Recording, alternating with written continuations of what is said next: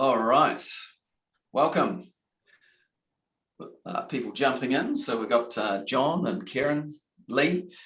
Good to see you there again, Lee. We've got Paul, Tim, Travis, Adam coming on in. So fantastic. We'll give people a minute. And actually, just while you are jumping on in here, go down to the chat. Just put into the chat and under. If you go everyone, click on everyone and then just put in a hi and where you're from, that would be great. What is your, what's your business? That'll be awesome. Hey, Susie, great last name. So, brilliant. Got Cynthia. Hi, Cynthia. I hope things are well over in Golden Bay. You got David from the sunny Gold Coast. Is that right? Don't know if it's sunny anymore. All right, good stuff. So we've got a good number rolling in already. Fantastic. All right, we'll just give it another minute, and then we will crack into it. Got a great session today. So, all right. Hey there, Travis. Good stuff, Karen. Oh, Karen, yeah, Karen Morrell, good stuff. All right. Well, I think we shall get the show underway, as it were, and those others jumping in will jump in soon. Well, actually, just while we're here, actually, I'm going to put on to a gallery view. So you'll see we've got Ben Jones from Codisto. So hi there, Ben. And we've got Damien Massini from Catch.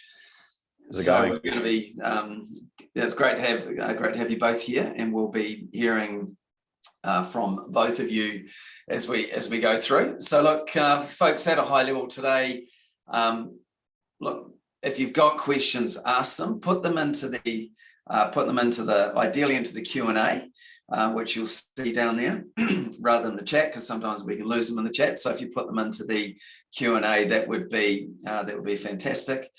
So yeah, keep an eye on that, and we've got Christine there. We'll also keep an eye there as well. So all right, I will. I've got some slides here. Got some interesting stats that I'm going to share with you. So I'll start sharing my screen, and then we will get underway. So can everyone see that okay? Is that working? Give me a little thumbs up there. A few nodding heads. Sorry, I've got a bit of a frog in my throat there. Don't know where that came from. Excellent. All right. Actually, we got there. What do you got? Frank is... okay, right. We've already got questions coming in. That's always a good sign. Good engagement. Right, let's get underway here today. So, plan for today's session, I'm going to share with you some interesting facts and stats about the Australian e-commerce environment, and so I think you'll find that fascinating. That is really the focus of today in terms of geography. Why an omnichannel strategy makes sense for brands. Also, then we'll hear from Damien. Actually, we decided to switch this around, so you hear from Ben first, and then Damien, and then we'll have just an open Q&A on either what Ben and Damien have been talking about, or just the Australian e-marketplace environment in general. And then we'll be wrapping up around 12 noon, so I'll respect everyone's time with that. And there is also an interesting opportunity I'm going to be sharing with you just before we wrap up as well. So I'm not sure if you've at all had a chance to have a look at this, though.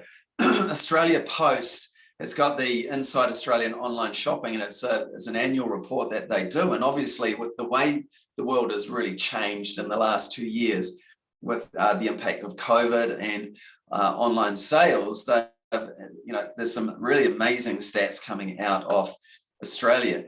So when I look at this one here, so there's 9.2 million households purchased online in 2021.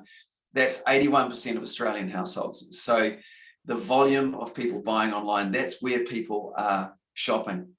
And so, and buying monthly is 5.4 million of them. So the frequency is also picking up.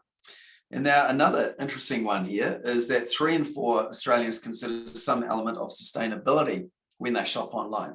So that's again an increasing number there that we want to be considering.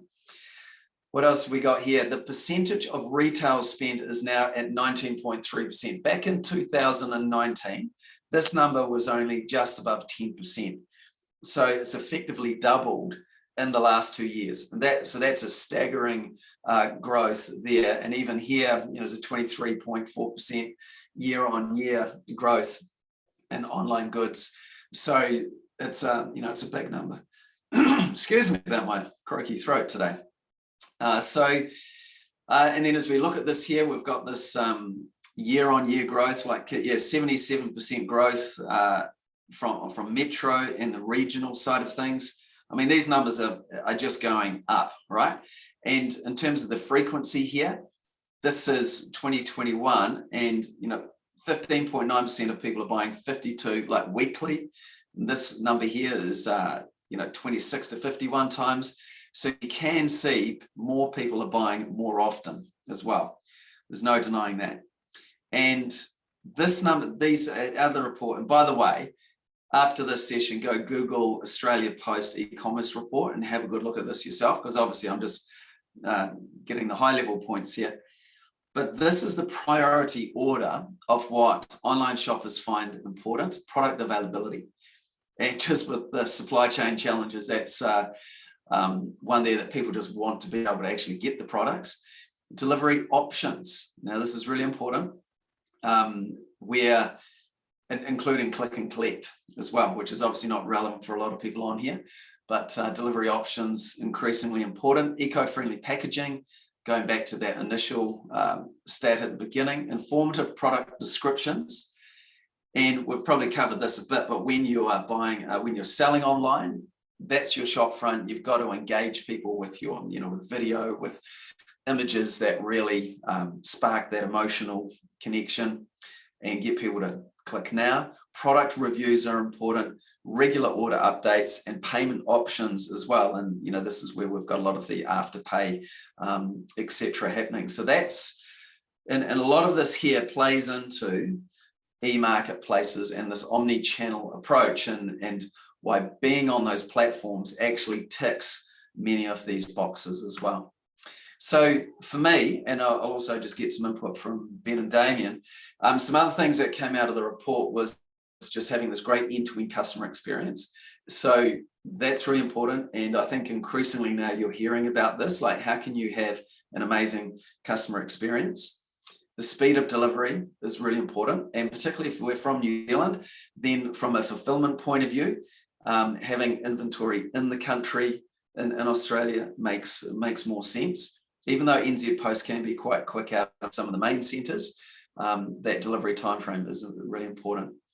Brand content, as I touched on before, and there's some interesting things happening with that from a virtual reality and 3D point of view, and I've mentioned that in a previous webinar. Payment options, as we discussed there, post-purchase support. So people expect that, and particularly if it's a product that has some technical aspects to it.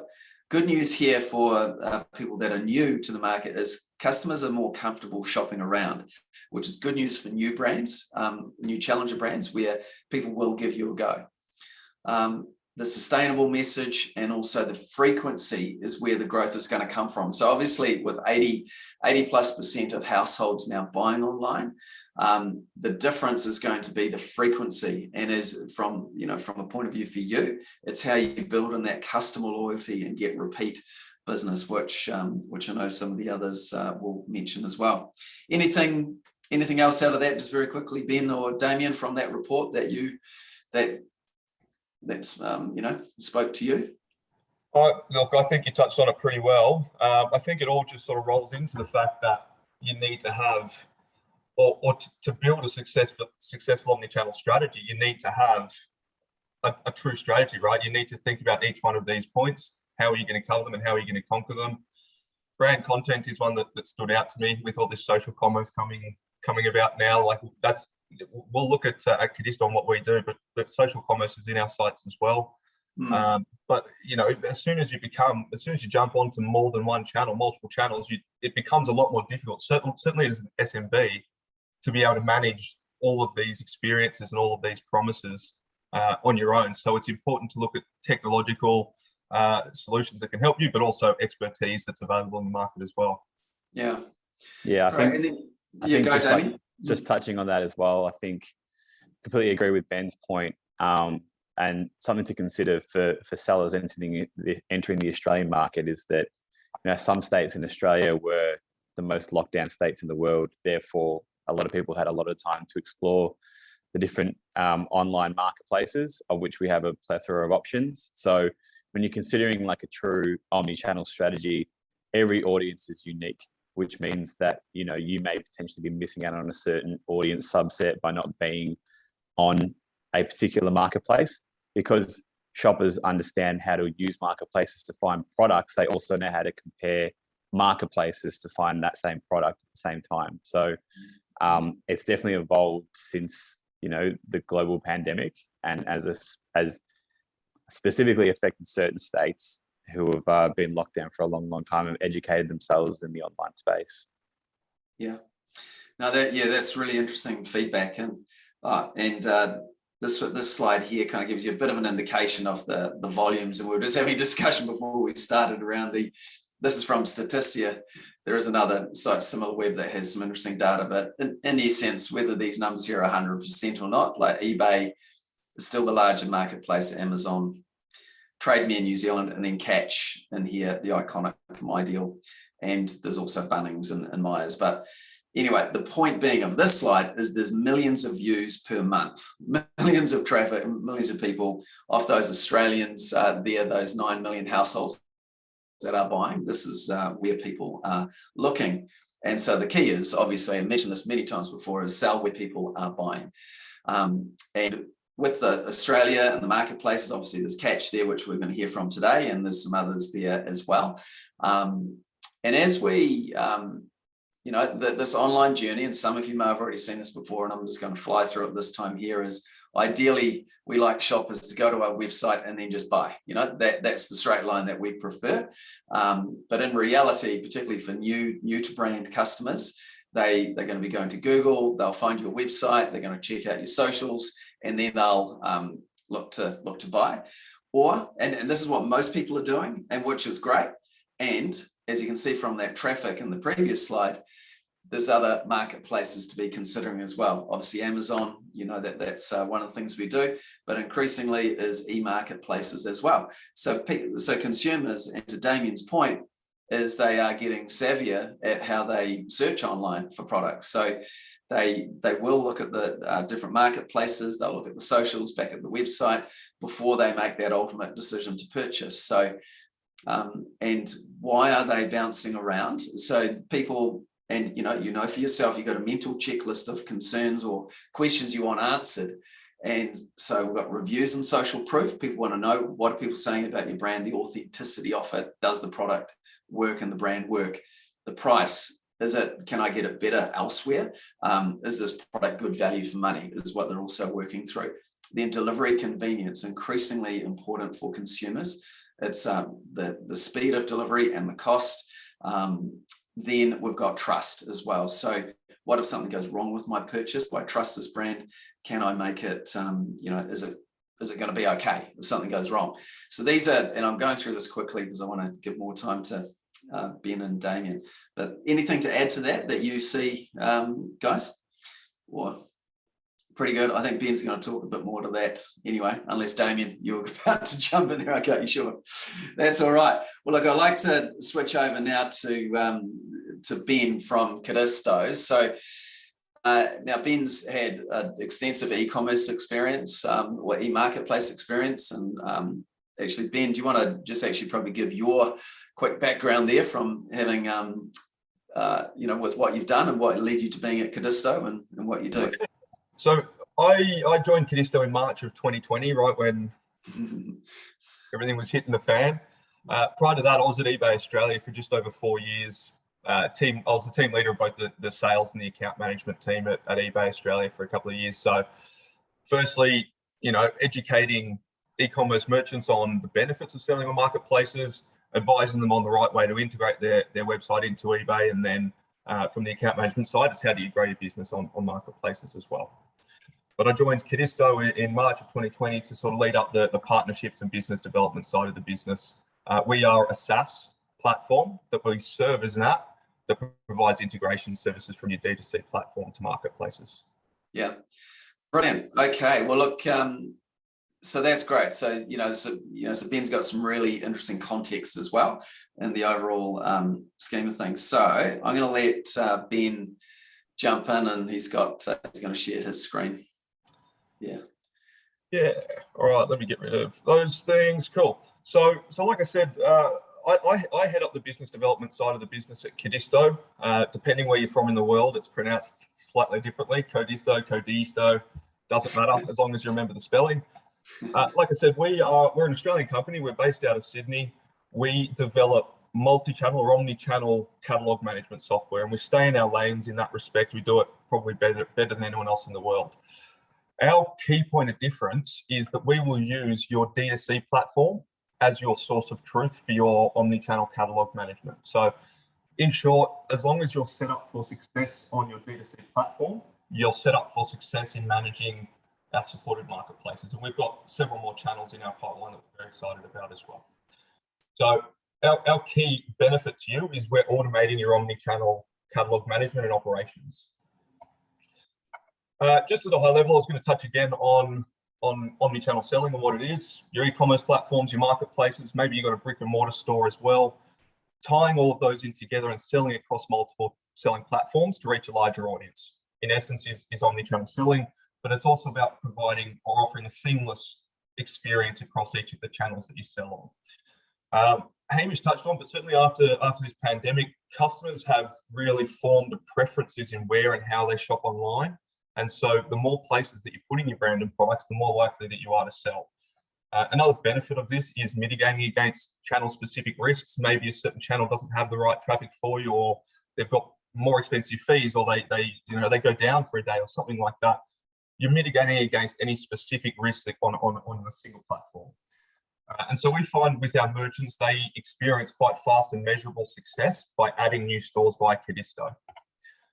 I'm going to quickly touch on again. So similar to Hamish's, I don't know if my camera's in the way, similar to Hamish's diagram, this is simply illustrating that you need to be present on the world's leading e-commerce search engines, right? Like 50% of people globally start their search on Amazon, 30% on Google, and others on other marketplaces. So these marketplaces, Google included as well, they're price comparison, they're product comparison sites. So you need to be on these platforms so that you're getting that extra trust that these platforms earn. Of course, I mentioned it earlier, being wherever your customers are is going to increase your order volume, but ultimately this diagram illustrates that no matter where they start, you're reaching new customers, and ultimately you want to bring them back as a repeat customer, but preferably through to your online store. And that then you get to own that customer, whereas on a marketplace, that's a marketplace customer, right? Once they get to your online store, you can own that customer relationship, and you can do whatever you want from there. So it's quickly, very high level. I'm not sure where everybody's at in their e-commerce journey here, but just a high level touch on your e-commerce journey. What do you need to do to start selling? You need to create a brand. What's my brand going to be? How will people know who I am? You need to source the right products to sell, and you need to set up fulfillment and logistics. Once you're ready to start selling, you need to determine where you're going to start. Is it going to be an online store, your D2C branded store, where you have more control of your brand, your products and your customer relationships?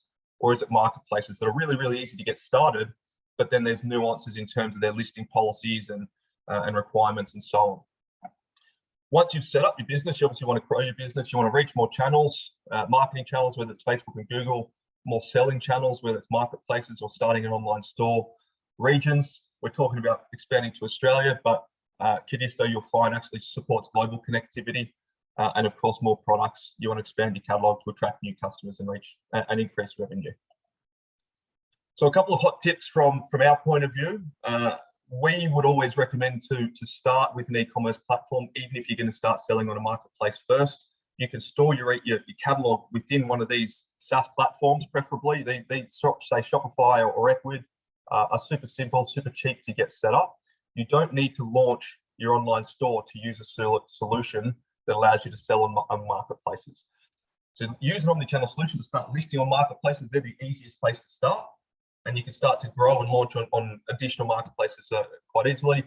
Educate yourself on some of the nuances of each of these different channels, the specific strategies for success, the best practices and so on of conquering and being successful in an online store or the various marketplaces that you choose to sell on. Start building your brand early, social media engagement, your website engagement. It takes time to build that traffic yourself. So it's best to start it early, even if you want to launch in a marketplace first. But we always recommend to seek out expert advice. We've been friends with Sell Global for a couple of years now, and they've added a wealth of knowledge to our customer base. It's important to note that when we get into who Codisto is, we're a fast, powerful, and reliable selling solution for selling on marketplaces. But we have developed our solution with self-serviceability in mind. We're an SMB-focused platform, a very product-based platform, and everything we've done in the way that we've developed our solution is to make it super simple for an SMB or any retailer for that matter to manage their marketplace operations on their own. But we obviously recommend that to shorten that curve is to seek out advice by folks like Sell Global who know each marketplace, the nuances of each marketplace, the different policies and requirements and the best practices to make sure that you're actually successful sooner than later. So Codisto, what is it that we actually do? I haven't touched on that much yet. We're a SaaS platform, but we've chosen to serve as an app on each of our supported e-commerce platforms. So this is where you're going to build your online store, where you own your brand, you can complete personalization, and you get to own that customer journey. What we enable you to do is list and sell on both local and global marketplaces natively from your online store. We currently support Amazon, eBay, and Google, all global sites, all global currencies, all global categories, Walmart in the US, and Kogan in Australia, and we've got a few surprises coming up later this year. We allow you to both create and manage product offers and listings. In the case of Amazon, we've got an automatic ASIN match if you want to create just an offer, or you can create brand new ASINs natively from your online store. Once you're up and running, we sync your omnichannel orders and inventory directly into your D2C platform so that you can process all of your orders as if those buyers bought directly off your website. And that allows you to retain your existing business and order management flows. All of our syncs, all of our processes are event-based and real time. So that prevents things like overselling. Once you launch on 3, 4, 5 different channels, managing your inventory, managing your listings becomes a challenge. So we allow everything to your real-time sync, referring back to that core source of truth, which is your e-commerce platform. And with that in mind, you can be launch ready on a new channel within a couple of minutes. So once you're in with Codisto, we'll sync your full your catalog in at parity to your website, and then we offer 3 distinct methods of managing your catalog across your connected channels. Single edit, think of it like a single product page. You should be familiar with it. You can scroll right through. Every single one of those variable template fields on the marketplace is now available natively within your online store. So you can go through on a product by product basis and customize each listing, or you can use our multi-edit grid. Think of it like a smart spreadsheet style format. Everything is linked back to that core source of truth. And then within the Codisto app, you can augment, massage, manipulate your existing catalog data for how you'd like to appear on each of your individual channels. We'll then start to manage those channels automatically for you. For advanced use cases, so for example, brands and manufacturers, I'm going to use Amazon as the example. You need to create bullets, search terms, keywords, maybe on eBay, it's item specifics. That's all data. There's no field. There's nowhere to put that in your D2C platform. So a lot of our brand and manufacturer customers will create custom fields within their e-commerce platform, a custom field or a custom meta field, store things like bullets, store things like your item specifics in there, and then you can tell us where to look for that data.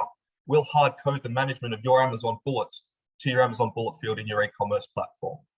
So at a high level, it's about creating one consolidated catalog within your online store, and then setting your rules and automations within Codisto for how you'd like us to manage your individual channel strategies. You can then go back to managing your core business, which is growing your online store, it's finding new products, it's driving traffic. We'll manage your omni-channels automatically for you based on the rules that you've set. So a high level setup and configuration with Codisto, we will install, as soon as you install and connect your marketplace accounts, we'll sync your full catalog in from your online store. We'll poll that marketplace to see if you're already selling there. If you've got existing listings, you can link those up to your online store catalog, and we'll start syncing orders and inventory immediately. You retain your sales history and so on. You can set some default rules. By default, it's going to be the web price, but maybe on Amazon or on eBay, you want to be 10% cheaper to drive some traffic. You can create dynamic pricing or inventory rules, and we'll manage that dynamically. So if you go and change the price on your website, we'll pull that new price through. We'll apply your pricing rule, and we'll publish that to the marketplace automatically. When you're creating your listings, you can link existing listings or create new ones. We've got automated error prevention, real-time sync on your price, inventory, and orders. As I said earlier, in case of Amazon, you can create brand new ASINs, store your bullets, your keywords, and search terms. Everything, if it's a variable template field on any of our supported marketplaces, it's a variable template field, and you can manage it entirely within Codisto natively from your online store. Once you're live and selling, everything is a real-time sync. It's about as close to real-time as you're going to get. From a catalog management perspective, you're always referring back to your core online store catalog. From an inventory order management, everything's real-time. You receive an order on a marketplace, we'll sync that into your online store in real time. We'll decrement inventory on all of your connected channels so you're not overselling. You get a sequential online store, a D2C order number, and that then flows directly through your existing processes. So as long as you set up for success on your online store, you're set up for success on your marketplaces with Codisto. Process your orders as per usual. We'll pick up your tracking, your carrier updates, and we'll automatically update them back to the marketplace as well. So there should be very, very, very little need to visit each of your connected channels in order to be successful. And so we offer a lot of automation. I'm not going to touch on all of these points here. I'll let you scan through them yourself. But during setup, your catalog import, your link listings, your account default, ASIN match is all automated for you. Once you're up and running, like I said, if you update your D2C catalog, we're going to pull those updates through automatically, and we'll publish those updates through to the marketplace automatically, unless you've created any rules or overrides within Codisto for how you want to augment that specific field. Price and inventory updates in real time, order and inventory sync in real time, and it's automated.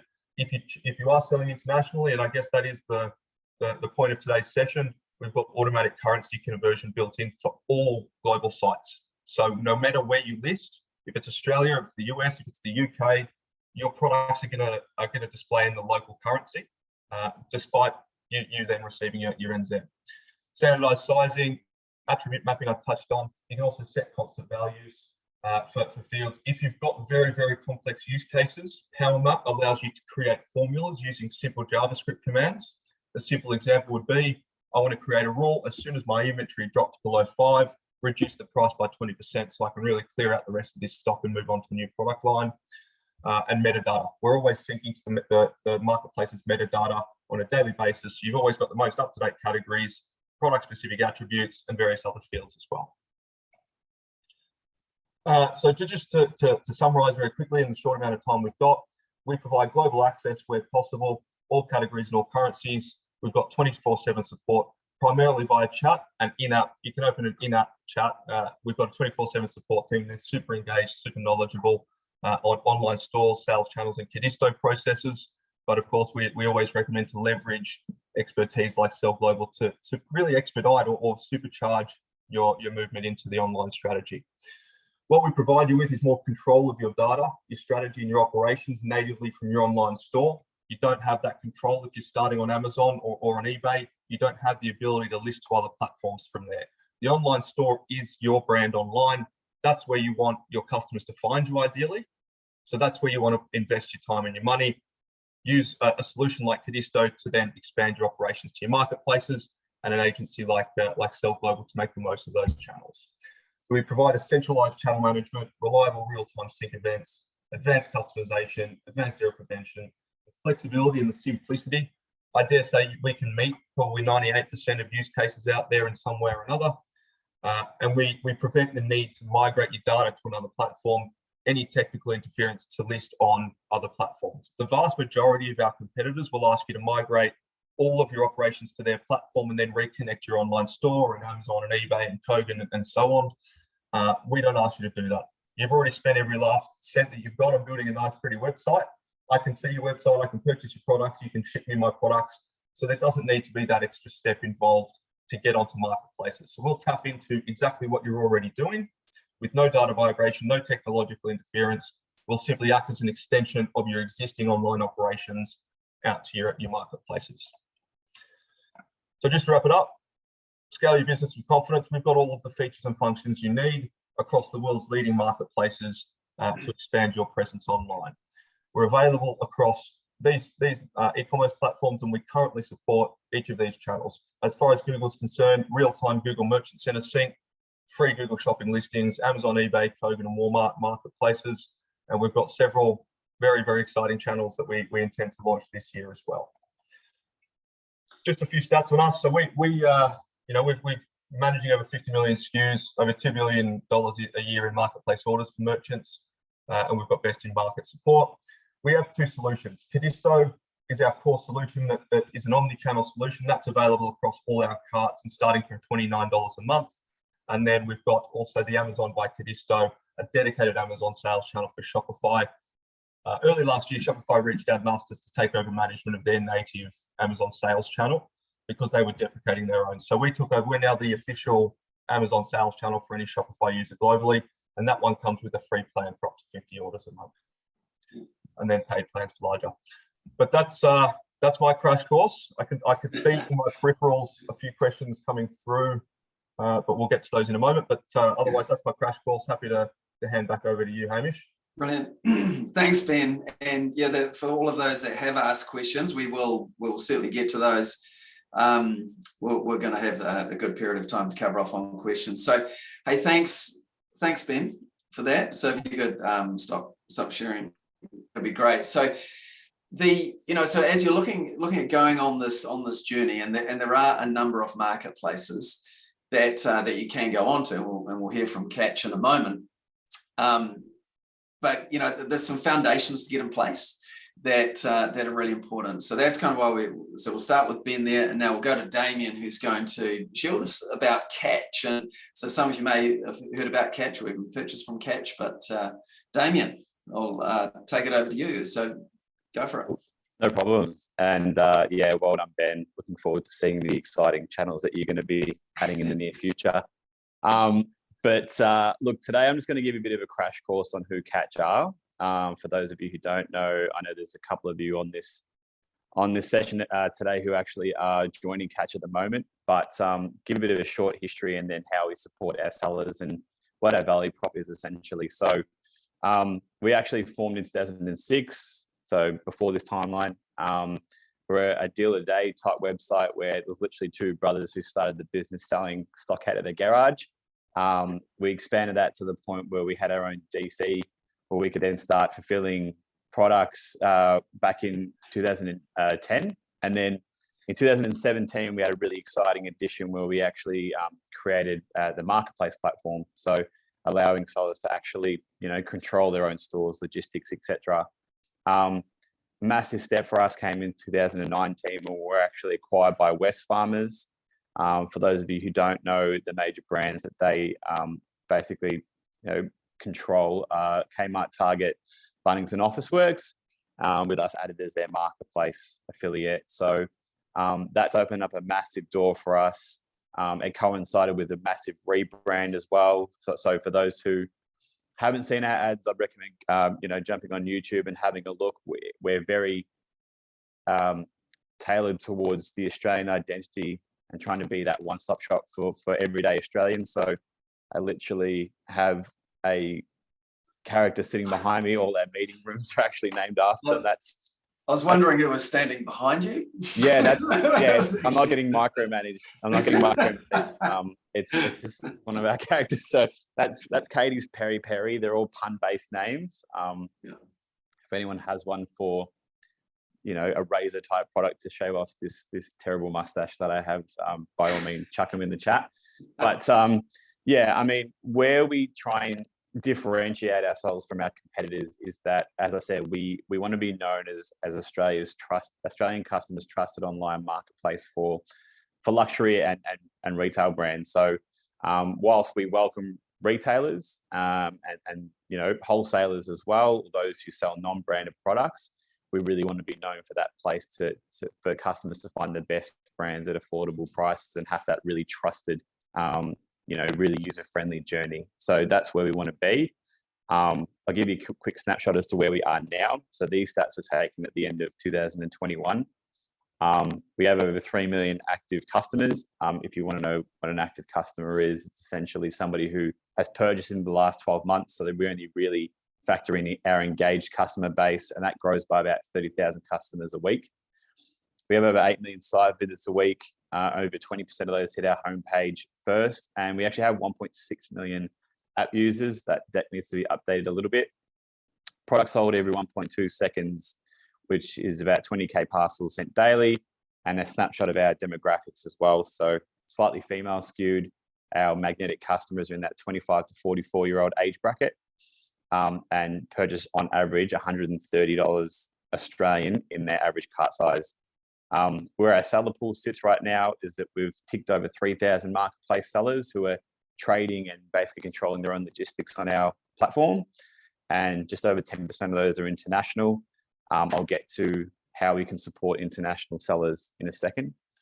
But I just wanted to also highlight, where we actually sell into. So we sell pretty much anything in the retail space. Here are our major categories. The ones that you see in bold are ones that we've seen recent success for international sellers. So it makes a bit of sense that they're, low GMV items, low, shipping weight as well, because that shipping from overseas can be expensive. It's not to say that you can't, but you just have to be mindful of that. So these highlighted and bolder categories are also those that are growth categories for us as well. A couple of no-brainers there are, the toys, kids and baby, and pet supplies categories. I mean, we were stuck in lockdown for a long time, so everyone either bought a pet or had a baby, so that kind of makes sense. But there are a lot of other growth and opportunity categories that I've highlighted. The other reason why I wanted to sort of talk to this is because when you join as a Catch seller, your first point of contact is actually a category expert in these subcategories. So when you go to start that application process, you're speaking to somebody in that specific category who has that category expertise to help you on your way. So we try to be as hands-on as possible in the journey, which kind of brings me to my next point as to why sellers actually love selling on Catch. It's because they have that expert category manager, help and support. So when they're going through the application process, I had a question in the chat before about how do you recommend starting your journey on Catch when you go live? It's use that category expert as your source of knowledge. They'll be able to, maybe encourage you to put forward certain product ranges within your overall set, how to set your pricing. It's completely up to you how you set your shipping costs and overall pricing, but maybe some things that our customers respond to well, how you can get on board with our OnePass offering. So for those who don't know, OnePass is our loyalty program. We have over 250,000 members in that. We just recently launched OnePass as an offering for Kmart and Target customers as well. So that number is, expected to grow exponentially as well. How do you tap into that market? How do you choose your most appropriate integration option if you don't have that already decided, which is a big part of the process before you embark on joining Catch. They enjoy the fact that our onboarding support is free. So when you join and have selected that integration option, working with our dedicated onboarding team is a free service. And then you get 24/7 support, which is actually personal support. You're not speaking to a chatbot when you have a technical issue. You're actually speaking to a real person. And you get dedicated account management support for at least the first 30 days of your journey. So Damien, can I just jump in there? Sure. Just go back to that previous slide. Yep.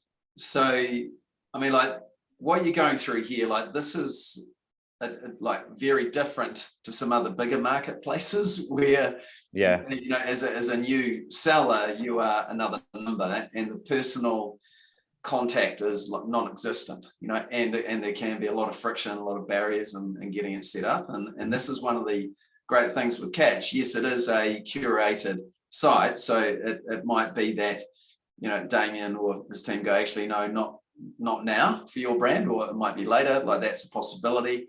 But when you do go to get set up, should that be what you're looking to do, and you get the green light, then the support is fantastic. So, yeah, I mean, Yeah, I mean, like we love sellers who know exactly what they're doing before they join, but if they don't, we're willing to hold their hand through the process as well. Yeah. I think that comes with having that Australian branded identity.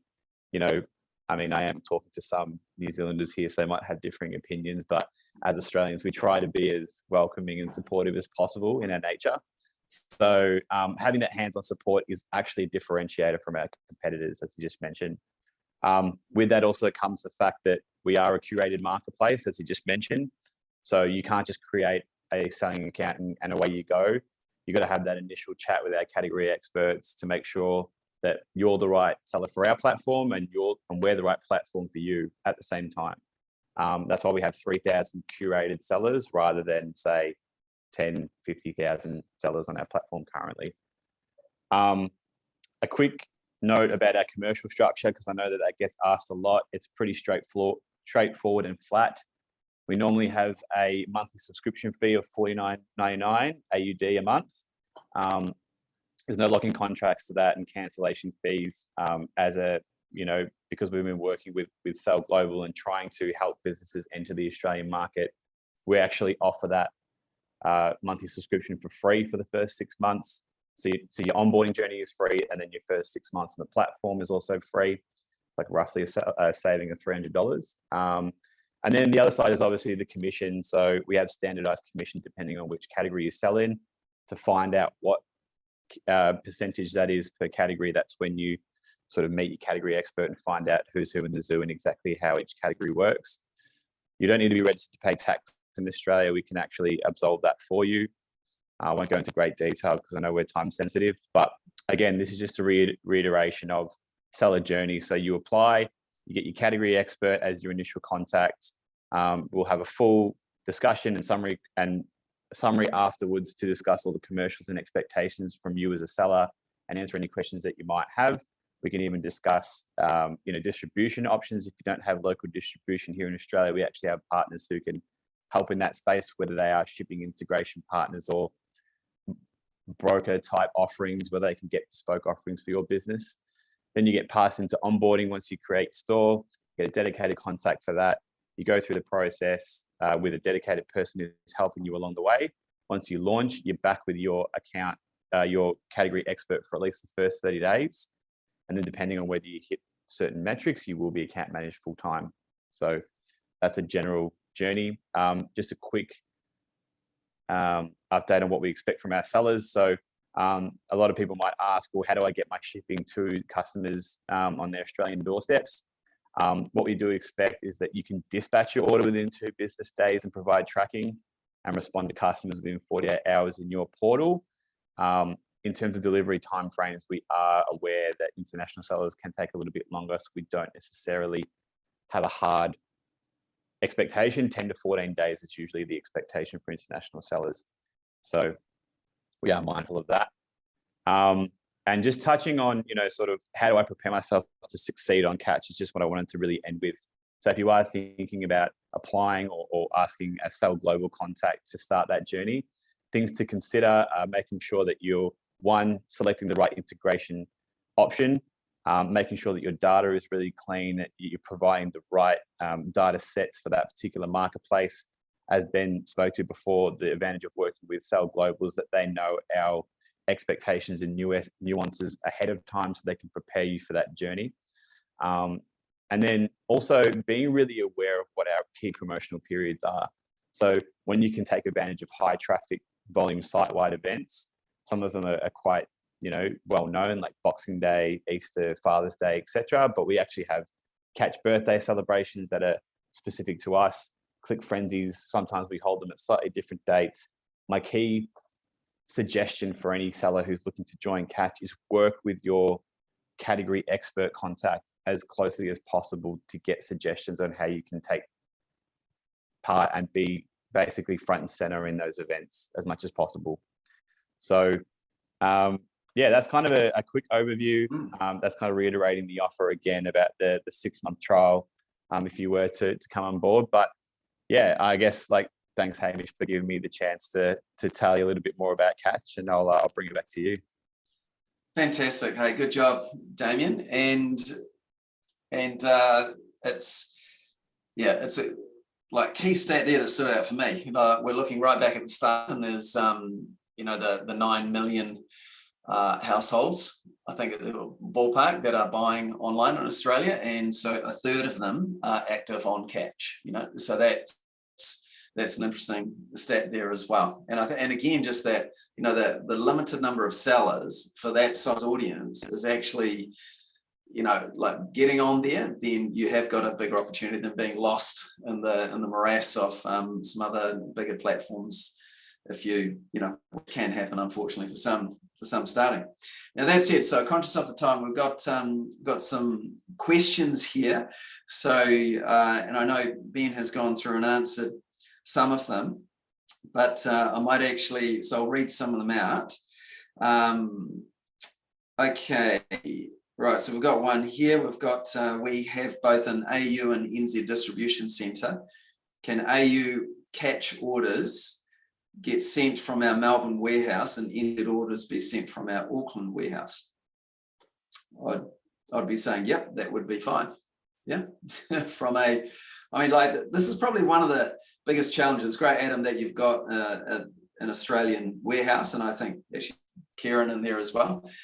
This is one of the key things to get right, is actually having distribution in Australia for this omni-channel approach. Like, you can ship individual parcels out of New Zealand, and you may do that for a start just to get momentum and get going, but ultimately you want to have a fulfillment center, and that's where, like, we've got some really good contacts in that space there to, depending on your business and scale and number of SKUs, etc., there to help broker you the right solution.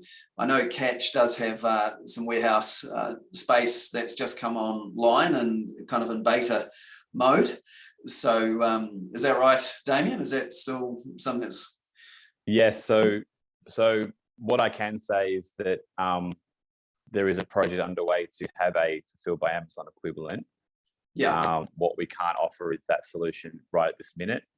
But we've just launched another warehouse in Sydney to expand our space and distribution capabilities. So stay tuned for that, is what I'd say.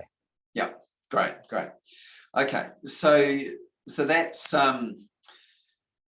sorry, and then just back to the questions. Yeah, so yes, on that fulfillment side, yeah, because even for your own e-commerce orders, right? So that the picture that we're really building is you've got your products in Australia, you've got your own website, and you've got your own socials there. You'll be on Catch, you could be on eBay, Amazon, maybe Maya, others, right? And then it's like the rising tide lifts all boats, right? And there's this cross-channel promotion that happens, to use Ben's term there, that it's like a lead generation strategy for your business, and the visibility you get from when people are on these platforms, when they're searching on Google, your brand's going to keep on popping up, and then you get them to your website and then your ecosystem there, getting their email, getting them into your socials, so you can then start to communicate with them and get that repeat business. That's really the goal. And then so Ben, a question for you, as you as he said, just moving some things around on the screen here. What are some of the challenges and risks of this omni-channel strategy that you see? Yeah, certainly following the pandemic, nobody really wants to talk about it, but the recession word. So I think obviously there's supply chain issues, so it's making sure you've got your products, enough product to sell across multiple channels. Obviously you've got to consider that you want your online store to be the core brand or the core location that your customers visit you. But in a recession, what products do people cut out of their buying decisions? What do they stop being quite so frivolous on? And you need to perhaps consider, do I have the right products to sell on these different channels? Ensuring that you can actually meet those seller guidelines. Like, as I said earlier, you own that customer relationship and the brand in your online store environment, but on marketplaces, there's really tight shipping SLAs. There's, if you oversell too many times, you'll just get blocked from the platform. So those are some of the risks. But then from a brand perspective, I think you need to consider whether a specific channel is suitable for your brand as well. You see at the very, very high level, your Louis Vuittons or something like that aren't going to want to sell on a marketplace, or they're not going to want their products to be sold on a marketplace in some cases. So consider how you want to grow your brand tomorrow, in a couple of months, and over the next couple of years, and where that means that you need to be. Is it on Amazon? Is it on eBay? Is it on Couch or Kogan? You need to probably assess, what you want the future of your brand to be, and which marketplaces or which sales channels are suitable for your brand. Yeah. Okay.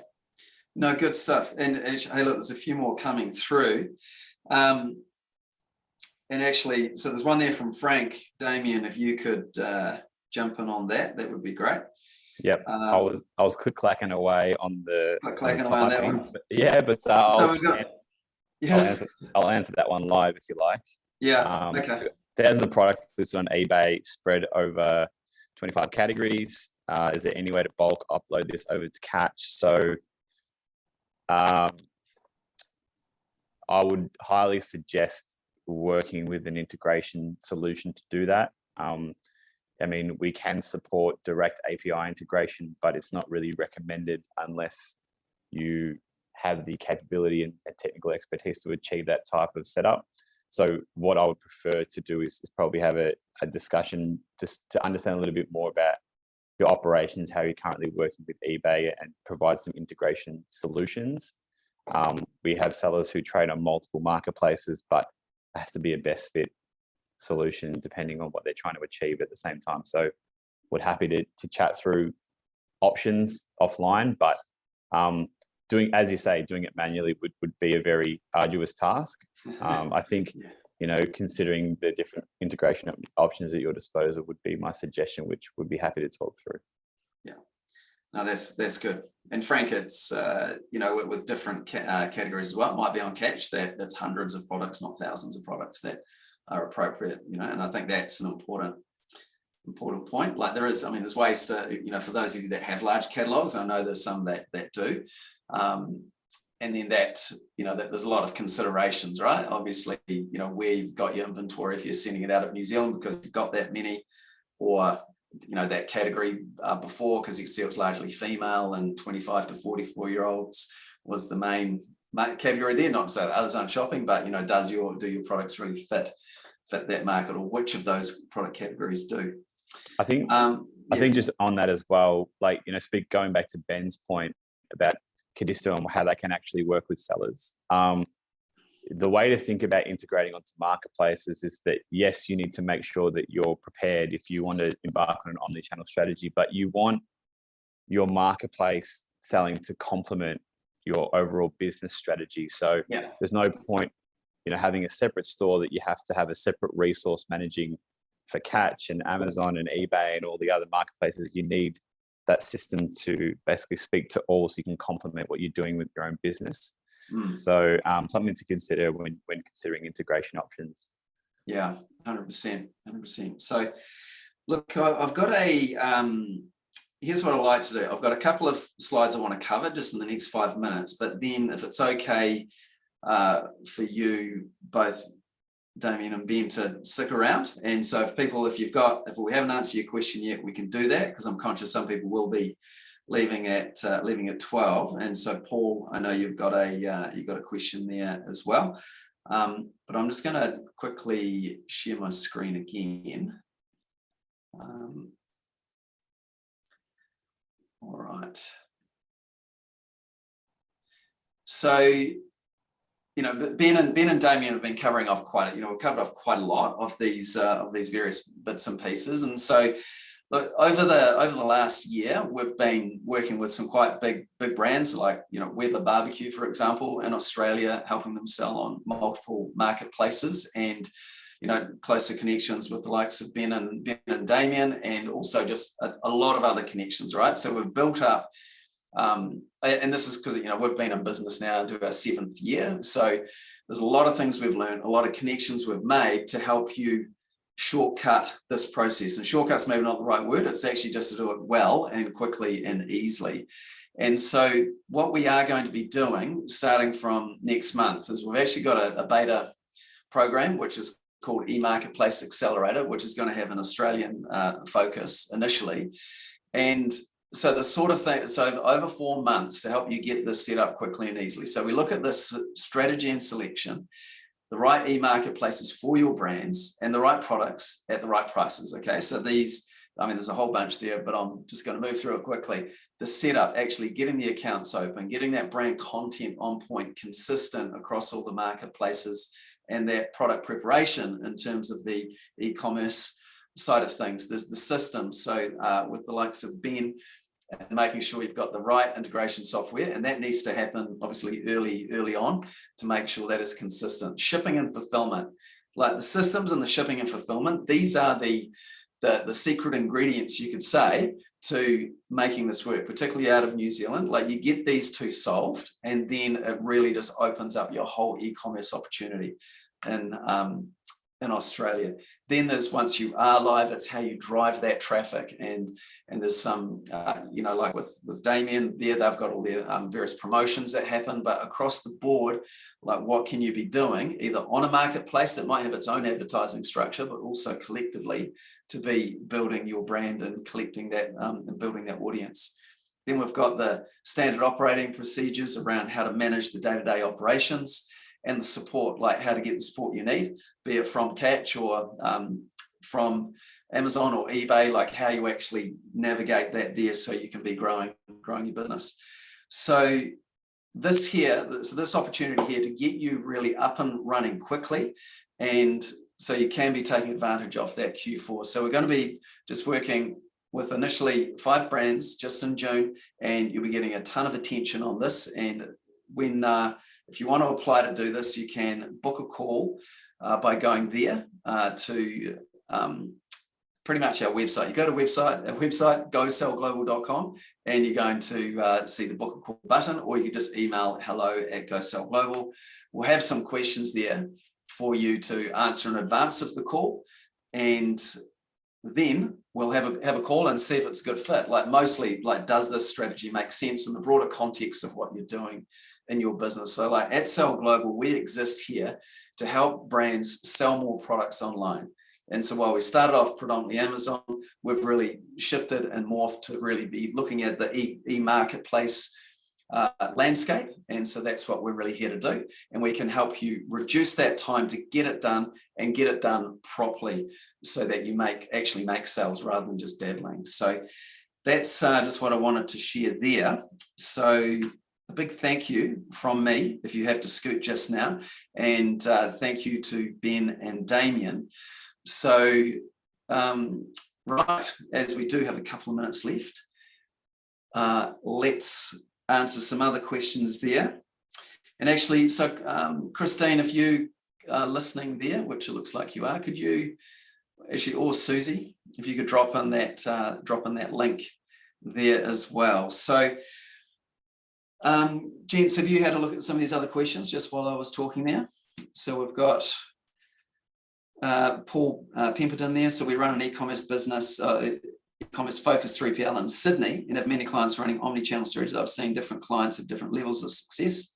Some do best on Amazon, some on eBay, some on their own site, and some on Catch. Do you have any thoughts on whether the success of sellers is more dependent on the product category or on the selling strategies, advertising and promotion? So that's a great question, Paul, and it would be good to connect in terms of, it sounds what with what you're up to there. I mean, at the end of the day, like the starting point, like you've got to have a great product, right? A product that actually works and at a price that the market can see value in. That doesn't mean it needs to be cheap, but that is obviously a key part of it. Now, it's interesting in terms of where success can land first. And I think part of what we've been going through today is brands can put a lot of attention on their own website. They get momentum there, but then they do the e-marketplaces just as a add-on. Just if it works great, but it might not. But if you don't put the appropriate energy into that and do it properly, because of the sheer volume of products there, you'll just sink to the bottom. So actually, if you're going to go on marketplaces, you've actually got to do it really well, from understanding where you fit in the competitive set in terms of the offer. And then there's all the things from keyword research. There is the advertising component as well. All those things that are going to drive the traffic and also increase your conversion rate on those platforms. So I think the key issue I see is companies dabbling when they go to these e-commerce e-marketplaces. That's my take. What do you think, Ben or Damien? Yeah, I'd second that for sure. We do see some churn from folks that think, oh, I can just install an app and enable my products and away I go. But no, there's nuances between what each marketplace expects from you. Some expect you to have a barcode, and some expect you to have bullets, and some expect you to have certain product attributes, and so on. So there is nuances, and I do see a lot that folks will sort of try it. It doesn't work the first time, and so they just put in the too hard basket, or they think, no, I only want to put a subset of my products on this marketplace just to see how it goes. And the reality is, if you've got 1,000 products, why would you list 50 if 1,000 is still relevant to the customer base on a platform, right? So it really is, more so than ever after this last 2 years, customers have determined where they want to shop. They've made a decision, and that's where they go to now, right? Some will like your brand, some will like a particular marketplace for the convenience and whatever it might be. So you need to have a full presence wherever your customers are, and you need to do it right. Like over the last couple of years, it's become more and more evident that there is marketplace enthusiasts. Their whole brand is just on Amazon, for example, right? And they do it better than anyone else. They do ads, they do SEO, they've got their bullets all down packed. But from an SME perspective, it takes time to learn and understand those nuances and best practices and so on. So it's important, firstly, to get the right technology to mitigate the resource requirement on your end, but then to get the right expertise to make sure that you understand what you need to be doing and how you need to do it. Great. Damien, anything to add? Yeah, I think, I mean, you've pretty much covered it all. But like every audience is slightly different, and the marketplace expectations are different. If you can find a way to, I guess, use your initial stage as a trial period to give everything a bit of a crack when you're on a new marketplace to see what works and what doesn't work with the resources at your disposal, then you're going to give yourself the best chance to understand how you can best utilize each marketplace. So I guess my key takeaway is don't go into it half-baked, or as Ben said, like go with a small subset of your products. You really need to consider every angle to use that initial, first 6 months of your journey to understand how that marketplace can best work for you and achieve your goals. Yeah, absolutely. Good. And then Kieran asked the question, what does it look like to go beyond dabbling? What kind of marketing activities and actions can you take to improve sales? So there is a lot of these marketplaces are basically search engines, right? So there's an optimization point of view from an organic search, that you've got the appropriate relevant keywords in there, and you have images that are going to help people convert, right? And so it's really thinking almost like a storyboard. Am I handling those concerns or objections people might have, and building up that desire for the product and communicating anything else that's important. So optimization is number one. And then it'll depend again on the category, like and the size of your business. Say with Catch, you'd be talking with your account manager about the appropriate promotions to be in. If it's Amazon or eBay, it's about the advertising structure after that, like on Amazon in particular, like advertising is going to drive, the bulk of your traffic. So, and that's an expert skill in reality. Like I've got two guys who work for me, that's all they do all day across different categories, and they know it, right? And so that's, and I know we've got, often this, like many people who start a brand are good generalists, and they can do a whole lot of things, which is a blessing to get them going, but it can become a bit of a curse down the line if you try and spread yourself too thin. And sometimes it's like, what do you need to let go so you can focus on your real strengths? And one of those things is you advertising, because it gets quite data heavy, and it depends on your personality there. It was maybe a long-winded answer, Kieran, but hopefully that helped. All right, so I know we have gone 5 minutes over. There's a couple more questions here. If you have to scoot, thank you very much. If you want to stick around, please stick around. Lee, this is Lee still there. So can our online store be a .co.nz, or do you recommend .com.au? What do you guys think? Like being Australians and buying, what would you do? I looked at that question. I thought I'd leave that one for the Q&A. if your strategy to sell into Australia is to sell on marketplaces, then it's probably less relevant and you can keep your .co.nz. But if you do want to set up a brand presence, then it would benefit to have a .com.au, I'd say. If you're looking to get Aussies to visit your site and purchase off you directly, they probably will want to see a .com.au, just even though you're only just across the ditch. Yeah. But if you're starting out with marketplaces, don't worry about the .com.au. And frankly, that's a benefit of marketplaces. It's a perfect way to test new regions. Like we've got customers that will launch new products on a specific marketplace to see how it goes, get some feedback, and then iterate on it. So there's that. Yeah, that maybe you want to find whether a certain region. Do I want to go sell into Asia? I'll go and list on an Asian marketplace, or to the US, or I'll list on there before setting up an actual website and maybe fulfillment and all the rest of it. So I'd say that's probably something to consider after you scale a bit further across all of your marketplaces. Mm-hmm. And Lee, I think you asked a question. I'm just looking in the now answered here in terms of products being compliant. So that is correct, as Ben has said there. So whether it's with the basically with the TGA certification, I know, well, I think Catch, that's a requirement for those sort of products under there. It definitely is for Amazon. So that would be, well, Lee, you know some good people in that space there who can help you with that compliance. It is a little bit of a pain. You can actually fulfill, well, actually you can't even, you could fulfill your own website sales out of New Zealand, but if you're going to list on a marketplace, the marketplace will most of the time require that to be there.